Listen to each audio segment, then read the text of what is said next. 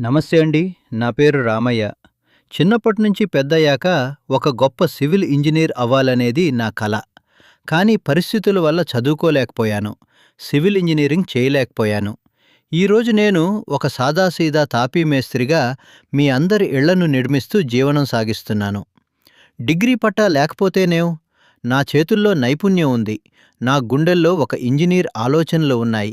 నాలో దాగున్న ఆ సివిల్ ఇంజినీర్ టాలెంట్ను నిరూపించుకోవడానికి, నా ఆలోచనలకు ఒక రూపం ఇవ్వడానికి నేను ఎప్పుడూ తపన పడుతూనే ఉంటాను.